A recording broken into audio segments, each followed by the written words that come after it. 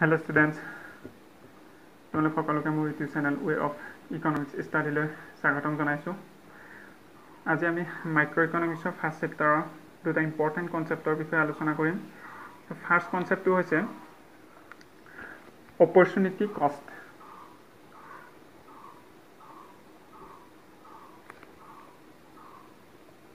Opportunity কষ্ট বা আমি অপৰচুনিটি কষ্টক অপৰচুনিটি লষ্ট বুলিও ক'ব পাৰোঁ। ইয়াৰ অসমীয়া অৰ্থটো হৈছে সুযোগ ব্যয়। সুযোগ ব্যয়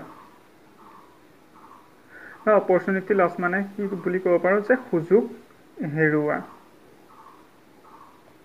বা ইয়াক আমি আন এটা নামেৰে জানিব পাৰোঁ যে অল্টাৰনেটিভ কষ্ট। চ' অপৰচুনিটি কষ্ট মানে কি তাৰ বিষয়ে আমি জানিবলৈ হ'লে এটা উদাহৰণ আলোচনা কৰোঁ। প্ৰথমতে এটা উদাহৰণ আলোচনা কৰোঁ। ফৰ এক্সাম্পল, ধৰি ল'লোঁ এজন ফাৰ্মাৰ।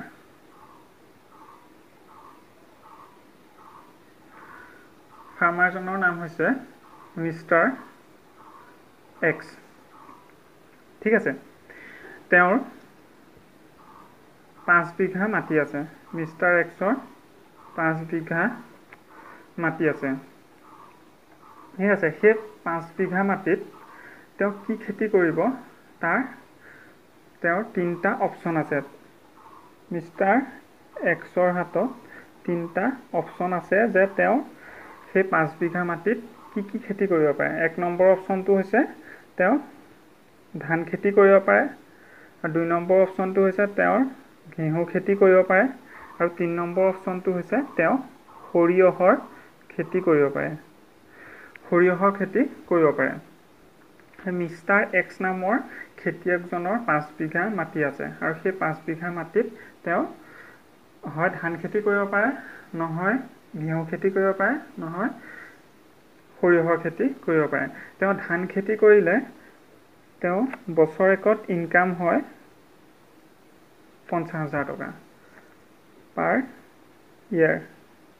তেওঁ এবছৰত ইনকাম হয় ধান খেতি কৰিলে 50,000 টকা, আৰু ঘেঁহু খেতি কৰিলে তেওঁৰ ইনকাম হয় 30,000 টকা পাৰ ইয়াৰ।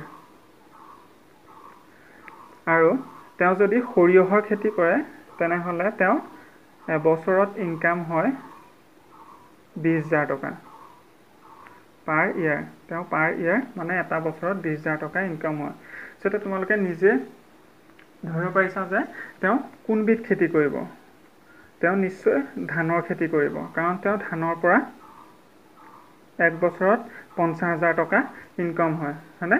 কাৰণ তেওঁ ধান খেতি কৰিলে তেওঁৰ ইনকামটো বেছি হয়। সেইকাৰণে তেওঁ ঘেঁহু খেতি আৰু সৰিয়হৰ খেতিটো কি কৰিব? ৰিজেক্ট কৰিব। ঠিক আছে, বুজি পাইছা? কাৰণ তেওঁ ধান খেতি কৰিলে কি হয় 50,000 টকা ইনকাম হয়, আৰু ধান খেতিত তেওঁৰ লাভৰ পৰিমাণটো বেছি হয়। সেইকাৰণে তেওঁ ঘেঁহু আৰু সৰিয়হ খেতিৰ সলনি তেওঁ কি খেতি কৰিব? ধানৰ খেতি কৰিব। গতিকে কি হ'ল যে তেওঁ ধান খেতি কৰাৰ বাবদ ঘেঁহু খেতি আৰু সৰিয়হৰ খেতি এই দুইবিধ খেতি ৰিজেক্ট কৰিব লগা হ'ল। হয়নে? তেওঁ এতিয়া ছেকেণ্ড বেষ্ট অল্টাৰনেটিভটো কি আছিলে যে তেওঁ ঘাঁহৰ সলনি কি খেতি কৰিব পাৰিলেহেঁতেন? ঘেঁহু খেতি কৰিব পাৰিলেহেঁতেন। মানে তেওঁ ঘেঁহু খেতি কৰিলে এবছৰত কিমান ইনকাম হ'লহেঁতেন? তেওঁ 30,000 টকা ইনকাম হ'লহেঁতেন। তাকে আমি কি বুলি কওঁ যে অপৰচুনিটি কষ্ট বা অপৰচুনিটি লছ। কাৰণ তেওঁ ধান খেতি কৰাৰ বাবে তেওঁ কি কৰিব লগা হ'ল যে ঘেঁহু খেতিটো কৰিবলৈ বাদ দিব লগা হ'ল। বুজি পাইছানে? কাৰণ তেওঁ ঘেঁহু খেতি কৰাটো কি কৰিব লগা হ'ল? ঘেঁহু খেতি কৰাৰ যিটো সুযোগ আছিল সেই সুযোগটো হেৰুৱাব লগা হ'ল। ঠিক আছে, তেওঁ ছেকেণ্ড বেষ্ট অল্টাৰনেটিভটো কি আছিলে? তেওঁ ঘেঁহু খেতি কৰা, কাৰণ তেওঁ ঘেঁহু খেতিত 30,000 টকা ইনকাম হয়। কিন্তু ছেকেণ্ড বেষ্ট অল্টাৰনেটিভটো তেওঁৰ সৰিয়হৰ খেতি নহয়, কাৰণ সৰিয়হৰ খেতিটোত তেওঁ কিমান টকা ইনকাম হয়? 20,000 টকাহে ইনকাম হয়। গতিকে আমি অপৰচুনিটি কষ্টৰ মিনিংটো আমি এনেকৈ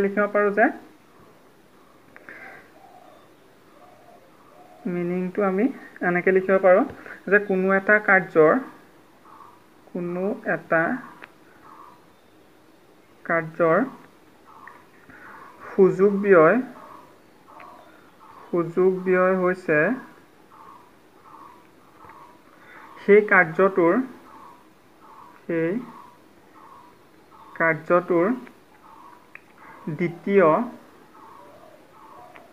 দ্বিতীয় বা পিছৰ শ্ৰেষ্ঠ বিকল্প যিটো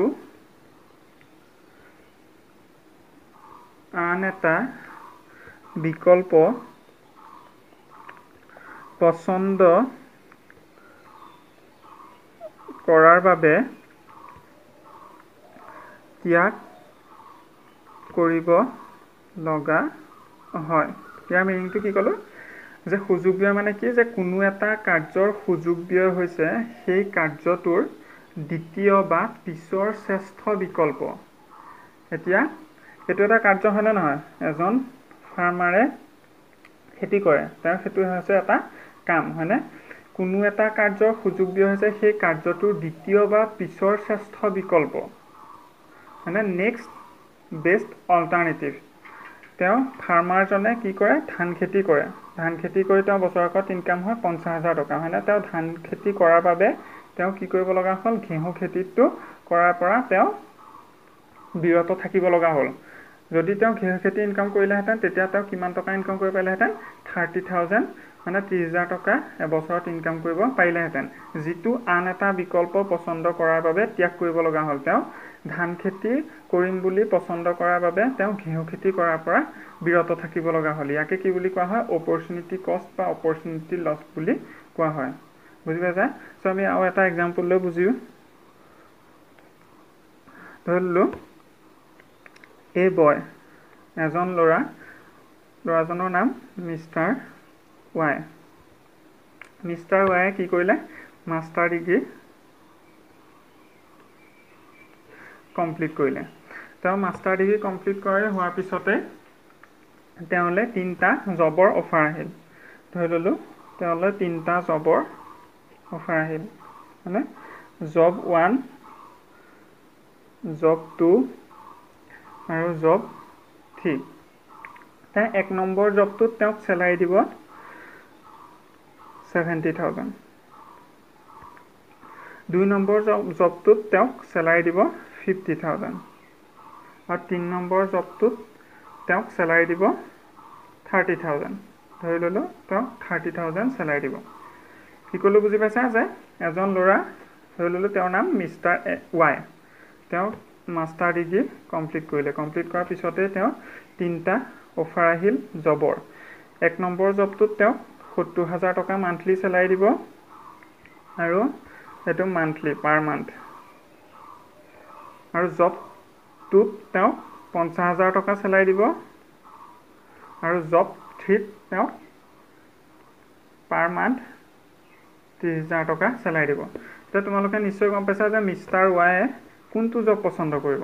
তেওঁ নিশ্চয় জব 1টো পচন্দ কৰিব। তেওঁ কাৰণ কিয় পচন্দ কৰিব? কাৰণ তেওঁ সেই জবটোত পাৰ মান্থ 70,000 চেলাৰী পাব আৰু তেওঁ 70,000 চেলাৰী সেই জব 1টো পচন্দ কৰাৰ বাবে তেওঁ ছেকেণ্ড বেষ্ট বা নেক্সট বেষ্ট অল্টাৰনেটিভটো কি আছিলে তেওঁৰ বাবে? জব 2টো। কাৰণ তেওঁ জব 2ত কিমান দিব? 50,000 টকা চেলাৰী দিলেহেঁতেন। তেওঁ সেই ছেকেণ্ড বেষ্ট অল্টাৰনেটিভটো কি কৰিব লগা হ'ল? ছেক্ৰিফাইচ কৰিব লগা হ'ল বা ফৰগন কৰিব লগা হ'ল। মানে সেই ছেকেণ্ড বেষ্ট অল্টাৰনেটিভটো তেওঁ ত্যাগ কৰিব লগা হ'ল। ইয়াকে কি বুলি কোৱা হয়? সুযোগ ব্যয় বা অপৰচুনিটি কষ্ট বুলি কোৱা হয়। বুজি পাইছা? অপৰচুনিটি কষ্ট মানে কি? অপৰচুনিটি কষ্টৰ আন কেইটামান নামেৰে জনা যায়। অপৰচুনিটি লষ্ট আৰু অল্টাৰনেটিভ কষ্ট। ঠিক আছে, আমি ফাৰ্ষ্ট কনচেপ্টটো নিশ্চয় তোমালোকে বুজি পাইছা। চ' আমি এতিয়া ছেকেণ্ড কনচেপ্টলৈ আগবাঢ়োঁ। ছেকেণ্ড কনচেপ্টটো হৈছে মাৰ্জিনেল অপৰচুনিটি কষ্ট। মাৰ্জিনেল অপৰচুনিটি কষ্ট, যাক অসমীয়াত কোৱা হয় প্ৰান্তীয় সুযোগ ব্যয়। সুযোগ ব্যয় সো মাৰ্জিনেল অপৰচুনিটি কষ্ট তোমালোকে এটা কথা মনত ৰাখিবা ইকনমিক্সত সদায় মাৰ্জিনেল এই ৱৰ্ডটো পাই থাকিবা মাৰ্জিনেল মানে হৈছে 1 more unit 1 more unit বা 1 additional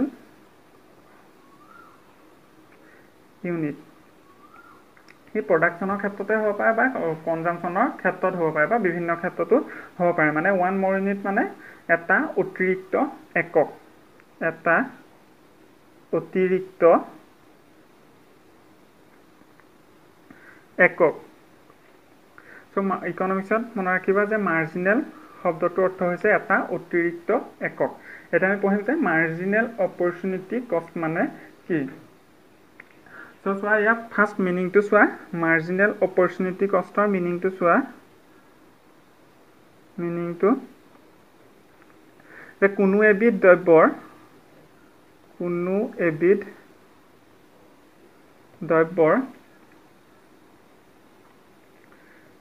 এক একক অতিৰিক্ত উৎপাদন বা উপভোগ বুলি লিখিব পাৰোঁ উপভোগ কৰাৰ সময়ত আন দ্ৰব্যৰ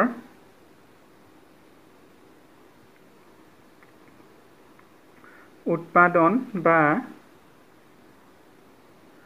উপভোগৰ পৰিমাণ যি হাৰত কমাবলগীয়া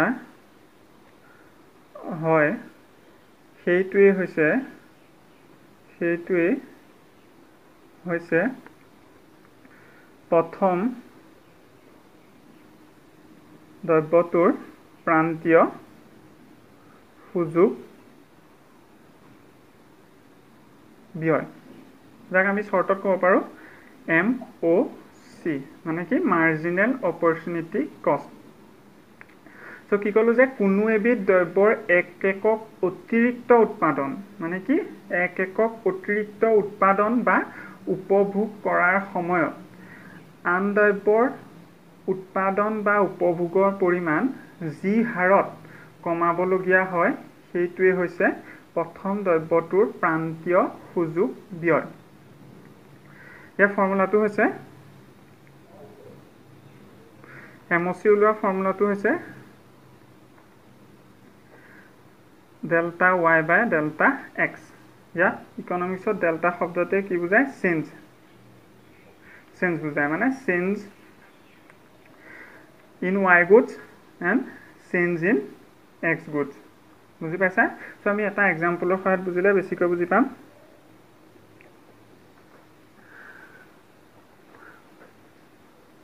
সো আকৌ ধৰি ল'লোঁ এজন খেতিয়ক ফাৰ্মাৰ মানে এজন খেতিয়ক তেওঁৰ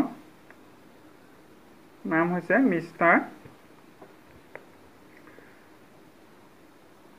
এক্স খেতিয়কজনৰ নাম কি মিষ্টাৰ এক্স ধৰি লৈছোঁ তেওঁ খেতিয়কজনৰ নাম মিষ্টাৰ এক্স তেওঁৰ এবিঘা মাটি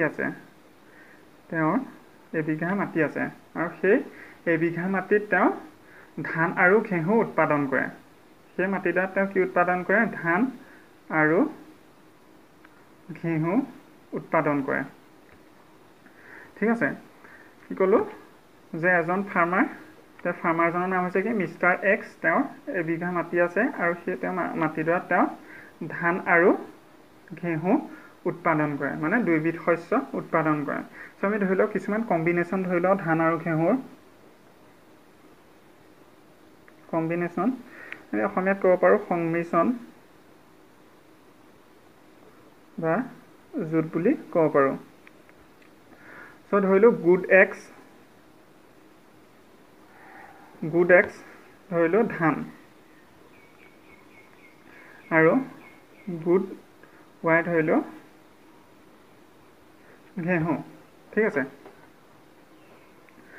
তেওঁ ধান আৰু ঘেঁহুৰ কিছুমান সংমিশ্ৰণ উৎপাদন কৰে ধৰিলোঁ কেইটামান সংমিশ্ৰণ ধৰি ল'লোঁ A B C D E ঠিক আছে তেওঁ প্ৰথমতে যেতিয়া তেওঁৰ এবিঘা মাটিত ধানৰ উৎপাদন নকৰিছিল তেতিয়া তেওঁ যেতিয়া ধানৰ উৎপাদন নকৰিছিল মানে ধানৰ উৎপাদন 0 টন কৰিছিল আমি উৎপাদনবোৰ টনত ধৰিম উৎপাদনৰ পৰিমাণবোৰ কিহত ধৰিম টনত ধৰিছোঁ এককটো টন লৈছোঁ সো তেওঁ যেতিয়া তেওঁ মাটিডৰাত ধানৰ পৰিমাণ 0 উৎপাদন কৰিছিল মানে ধান উৎপাদন নকৰিছিল তেতিয়া তেওঁ সেই মাটিডৰাত ঘেঁহু কিমান উৎপাদন কৰিছিল 10 টন ঘেঁহু উৎপাদন কৰিছিল ঠিক আছে তাৰ পিছত তেওঁ ভাবিলে যে মই ধান উৎপাদন কৰোঁ তা ধান উৎপাদন কৰিবলৈ তেওঁ চেষ্টা কৰাৰ ফলত তেওঁ কি কৰিলে যে 1 টন ধান উৎপাদন কৰিলে 1 টন ধান উৎপাদন কৰাৰ ফলত তেওঁ কিছুমান মাটিত অলপ মাটিত কি কৰিলে ধান উৎপাদন কৰিলে ধান উৎপাদন কৰোঁতে তেওঁ কি পালে 1 টন ধান পালে তে 1 টন ধান উৎপাদন কৰিবৰ কাৰণে উৎপাদন কৰাৰ কাৰণে তেওঁ কি হ'ল ঘেঁহুৰ পৰিমাণটো কমি আহিল ঘেঁহু উৎপাদনৰ পৰিমাণটো তেওঁ কমি আহিল তেওঁ 10 টনৰ পৰা 9 টনলৈ কমি আহিল ঠিক আছে তাৰ পিছত তেওঁ আকৌ সেই একেদৰে মাটিতে 2 টন ধান উৎপাদন কৰিলে তা 2 টন ধান উৎপাদন কৰোঁতে তেওঁ ঘেঁহু উৎপাদনৰ পৰিমাণটো আকৌ কমি আহিল তেওঁ এতিয়া 7 টন ঘেঁহু উৎপাদন কৰিব পাৰিলে তাৰ পিছত যেতিয়া তেওঁ আকৌ 3 টন ধান উৎপাদন কৰিলে তেতিয়া তেওঁ ঘেঁহু উৎপাদন কৰিলে 4 টন তাৰ পিছত তেওঁ ভাবিলে যে মই ঘেঁহু উৎপাদন নকৰোঁ সেই মাটিডৰাত মই ঘেঁহু উৎপাদন নকৰোঁ অকল ধানেই উৎপাদন কৰিম তেতিয়া তেওঁ ধান 4 টন ধান উৎপাদন কৰিলে ঠিক আছে যেতিয়া তেওঁ ধান উৎপাদন কৰা নাছিলে মাটিডৰাত তেতিয়া তেওঁ ঘেঁহু উৎপাদন কিমান হৈছিলে 10 টন ঘেঁহু উৎপাদন হৈছিলে যেতিয়া তেওঁ 1 টন ধান উৎপাদন কৰিছিল তেতিয়া তেওঁ ঘেঁহু উৎপাদনৰ পৰিমাণ হৈছিলে 9 টন তাৰ পিছত যেতিয়া তেওঁ আকৌ 2 টন ধান উৎপাদন কৰিলে তেতিয়া তেওঁ ঘেঁহু উৎপাদনৰ পৰিমাণ হ'ল 7 টন তাৰপিছত আকৌ যেতিয়া তেওঁ 3 টন ধান উৎপাদন কৰিলে তেতিয়া তেওঁ ঘেঁহু উৎপাদনৰ পৰিমাণ হ'ল 4 টন তাৰপিছত যেতিয়া তেওঁ ভাবিলে যে মই সেই মাটিডৰাত অকল ধান খেতিয়ে কৰিম ঘেঁহু খেতি নকৰোঁ তেতিয়া যেতিয়া তেওঁ ঘেঁহু উৎপাদন 0 আছিল তেতিয়া তেওঁ ধানৰ উৎপাদন 4 টন কৰিব পাৰিছিল এতিয়া আমি এই সংমিশ্ৰণখিনিৰ পৰা আমি এতিয়া এমঅ'চিটো উলিয়াব পাৰোঁ এতিয়া এমঅ'চি উলিওৱা ফৰ্মুলাটো কি কৈছিলোঁ যে delta y by delta x মানে চেঞ্জ ইন y মানে চেঞ্জ ইন y গুডছ divided by change in x গুডছ ঠিক আছে এতিয়া আমি কি উলিয়াম MOC মানে মাৰ্জিনেল অপৰচুনিটি কষ্ট এতিয়া প্ৰথম সংমিশ্ৰণটো কি আছিলে এই সংমিশ্ৰণত তেওঁ কি থাকিব MOC নীল হ'ব ঠিক আছে তাৰপিছত তেওঁ বি সংমিশ্ৰণত হ'ব যে তেওঁ যেতিয়া 1 টন যেতিয়া ধান উৎপাদন কৰিছিলে তেওঁ যেতিয়া 1 টন ধান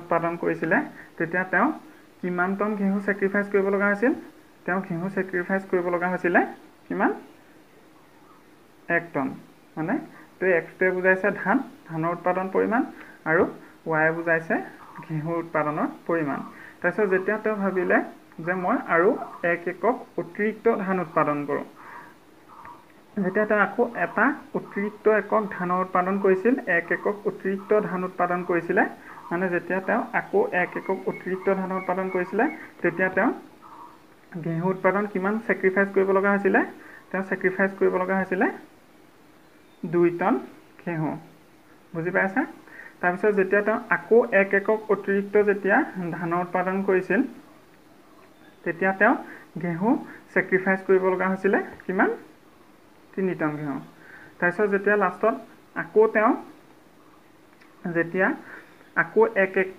1 টন অতিৰিক্ত ধান উৎপাদন কৰিলে তেতিয়া তেওঁ কিমান ঘেঁহু উৎপাদনৰ পৰিমাণ কিমান চেক্ৰিফাইচ কৰিব লগা হৈছিলে মানে 4 টন ঘেঁহু উৎপাদনৰ পৰিমাণ চেক্ৰিফাইচ কৰিব লগা হৈছিল বুজি পাইছা চেক্ৰিফাইচ মানে কি তেওঁ বাদ দিব লগা হৈছিল যেতিয়া তেওঁ 1 একক অতিৰিক্ত ধান যেতিয়া 1 একক যেতিয়া অতিৰিক্ত ধানৰ উৎপাদন কৰি গৈ আছিলে তেতিয়া তেওঁ কি হৈছিলে যে ঘেঁহু উৎপাদনৰ পৰিমাণটো ক্ৰমান্বয়ে কি হৈ আহিছিলে কমি আহিছিলে ইয়াকে কি বুলি কোৱা হয় যে প্ৰান্তীয় সুযোগ ব্যয় বুলি কোৱা হয় ঠিক আছে মাৰ্জিনেল অপৰচুনিটি কষ্ট বুজি পাইছা এক্সাম্পলটো ঠিক মিনিটো কৈছিলোঁ যে কোনো এবিধ দ্ৰব্যৰ এক একক অতিৰিক্ত উৎপাদন বা উপভোগ আমি এতিয়া এইটো এক্সাম্পলটো কিহৰ লৈছোঁ উৎপাদনৰ এক্সাম্পল লৈছোঁ চ' এক একক অতিৰিক্ত উৎপাদন কৰাৰ সময়ত যেতিয়া তেওঁ এক একক অতিৰিক্ত ধান উৎপাদন কৰি গৈছিলে তেতিয়া তেওঁ কি হৈছিলে যে আন দ্ৰব্যটো কি যে ঘেঁহু উৎপাদনৰ পৰিমাণ কি হৈছিলে ক্ৰমান্বয়ে কমি আহিছিলে হয়নে যেতিয়া তেওঁ অতিৰিক্ত ধান উৎপাদন কৰি গৈ আছিলে তেতিয়া তেওঁ ঘেঁহু উৎপাদনৰ পৰিমাণটো কমি আহিছিল বুজি পাইছা যেতিয়া তেওঁ 1 টন ধান উৎপাদন কৰিছিল তেওঁ ঘেঁহু উৎপাদনৰ পৰিমাণ আছিল 9 টন আৰু যেতিয়া তাৰপিছত আকৌ 1 একক বঢ়াই দিলে বা যেতিয়া তেওঁ আকৌ 2 টন ধান উৎপাদন কৰিছিল তেতিয়া তেওঁ ঘেঁহু উৎপাদনৰ পৰিমাণ আছিল 7 টন আৰু যেতিয়া তেওঁ 3 টন ধান উৎপাদন কৰিছিল তেতিয়া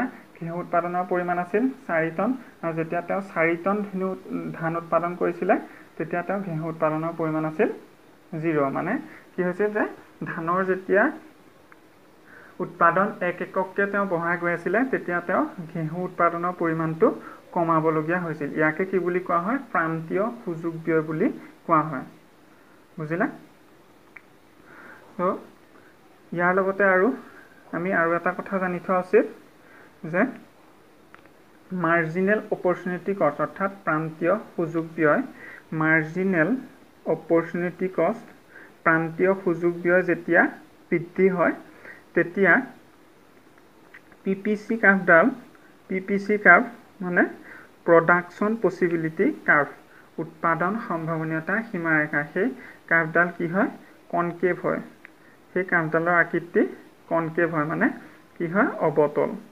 অবতল আকৃতি হয় অবতল আকৃতিটো কেনেকুৱা হ'ব এনেকুৱা আকৃতি হয় যে পিপিসি কাৰ্ভৰ বিষয়ে আমি নেক্সট ক্লাছত আলোচনা কৰিম সো আজি তোমালোকে এই কথাকিটা জানি থোৱা এক নম্বৰতে কি ক'লো যে যেতিয়া মাৰ্জিনেল অপৰচুনিটি কষ্টটো কি হয় বৃদ্ধি হয় যে প্ৰান্তীয় সুযোগ ব্যয় যেতিয়া বৃদ্ধি হয় তেতিয়া পিপিসি কাৰ্ভডাল কি হয় পিপিসি কাৰ্ভডালৰ আকৃতি কনকেভ হয় মানে অবতল হয় আকৃতিটো কেনেকুৱা হ'ব এনেকুৱা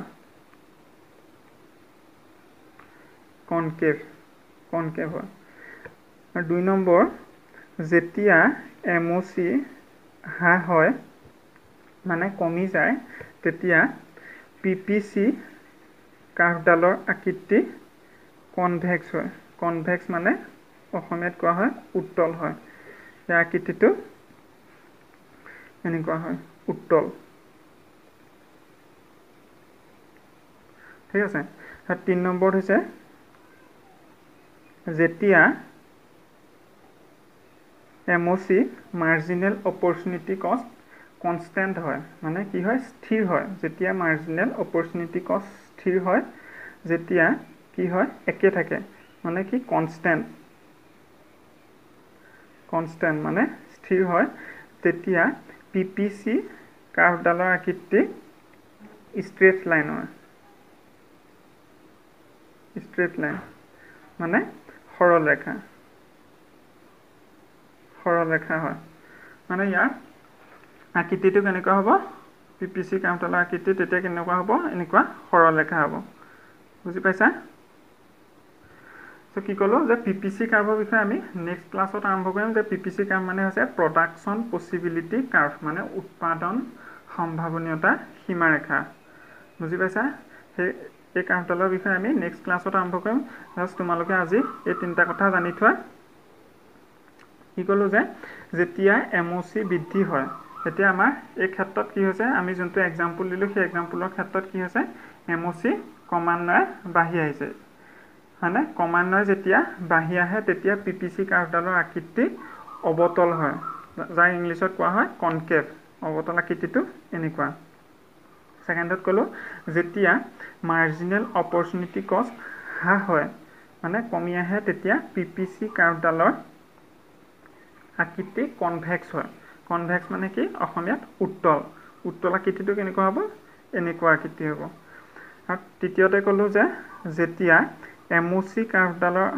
কি হয় যেতিয়া মাৰ্জিনেল অপৰচুনিটি কষ্ট স্থিৰে থাকে বা কনষ্টেণ্ট হয় তেতিয়া PPC কাৰ্ভডালৰ আকৃতি কেনেকুৱা হয় ষ্ট্ৰেট লাইন হয় মানে সৰলৰেখা হয় সৰলৰেখা কেনেকুৱা হ'ব যে এনেকুৱা আকৃতি হয় বুজি পাইছা যেতিয়া নেক্সট ক্লাছত PPC কাৰ্ভৰ বিষয়ে আলোচনা কৰিম তেতিয়া ভালকৈ বুজি পাবা চ' নিশ্চয় আজি যিকেইটা কনচেপ্ট ক'লোঁ তোমালোকে ধৰিব পাৰিছাই যদি ভিডিঅ'টো চাই ভাল লাগিল লাইক কৰিবা বন্ধু বান্ধৱীসকললৈ শ্বেয়াৰ কৰিবা আৰু কিবা নুবুজিলে মোক কমেণ্টত সুধিবা চেনেলটো ছাবস্ক্ৰাইব কৰি বেল আইকনটো বজাই ৰাখিবা যাতে মই ভিডিঅ'বোৰ আপলোড কৰাৰ লগে লগে তোমালোকে ন'টিফিকেশ্যনবোৰ পাই যোৱা চ' আজিলৈ মানে থেংক ইউ